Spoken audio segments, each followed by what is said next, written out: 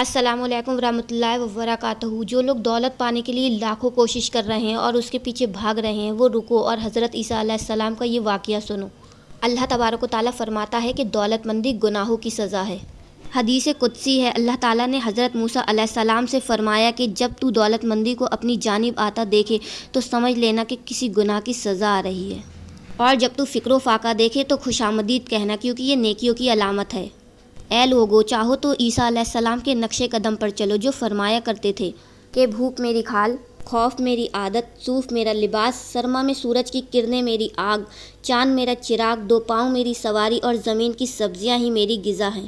اور نہ صبح کو میرے پاس کچھ ہوتا ہے اور نہ شام کو کچھ ہوتا ہے، مگر دنیا میں مجھ سے بڑھ کر کوئی غنی نہیں ہے۔ حضرت عبداللہ بن مسعود رضی اللہ تعالیٰ عنہ سے روایت ہے، حضور پاک صلی اللہ تعالیٰ علیہ وسلم نے فرمایا کہ کوئی شخص دنیا سے اپنا رزق لیے بغیر نہیں جائے گا، لہٰذا اللہ تعالیٰ سے ڈرو اور رزق حلال حاصل کرو۔ روایت ہے کہ حضرت موسیٰ علیہ السلام نے اللہ تعالیٰ سے سوال کیا، تیرا کون سا بندہ زیادہ غنی ہے؟ ارشاد ربانی ہوا، جو میرے عطا کیے ہوئے رزق پر قناعت کرتا ہے۔ پھر پوچھا، عادل کون ہے؟ اللہ تعالیٰ نے فرمایا، جو اپنے آپ سے انصاف کرتا ہے۔ حضرت عمر رضی اللہ تعالیٰ عنہ کا فرمان ہے، طمع کا ترک کرنا، فکر اور لوگوں سے نا امید ہونا امیری ہے۔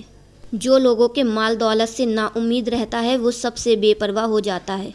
کسی دانا سے مالداری کے معنی پوچھے گئے تو اس نے جواب دیا کہ مختصر امیدیں اور معمولی رزق پر راضی ہونے کا نام گنا یعنی مالداری ہے۔ اس لیے کہا گیا ہے، عیش کی صرف چند گھڑیاں ہیں اور دکھ دینے والے لمحات بار بار آتے ہیں۔ تو قناعت کر اس عیش پر جو تجھ کو حاصل ہے، اور خواہشات نفسانی کو چھوڑ کر آزادی کی زندگی بسر کر۔ بہت سے وہ لوگ ہیں جن کو موت سونا چاندی اور لال وغیرہ کے خاطر آئی۔ حضرت محمد بن واس رحمۃ اللہ علیہ خشک روٹی پانی میں بھگو کر کھاتے تھے اور کہتے، جو اس پر قناعت کر لے وہ کسی کا محتاج نہیں ہوگا۔ کیا آپ جانتے ہیں کہ عمدہ دولت کیا ہے؟ حضرت سفیان رحمۃ اللہ علیہ کا قول ہے کہ تمہارے لیے عمدہ دولت وہ ہے جو تمہارے ہاتھ میں نہیں ہے، اور ہاتھ میں آئی ہوئی دولت میں عمدہ دولت وہ ہے جو تمہارے ہاتھ سے نکل گئی۔ حضرت ابن مسعود رضی اللہ تعالیٰ عنہ کا قول ہے کہ ہر دن ایک فرشتہ پکار کر کہتا ہے کہ اے انسان، گمراہ کرنے والے کثیر مال سے وہ معمولی مال بہتر ہے جو تجھے زندہ رہنے میں مدد دے۔ حضرت ابن مسعود رضی اللہ تعالیٰ عنہ کا قول ہے، جب تم کوئی حاجت طلب کرو تو تھوڑی مانگو، اتنا نہ مانگو کہ دوسرے پر بوال بن جاؤ، کیونکہ جو کچھ تمہارا نصیب ہے وہ تمہیں ضرور ملے گا۔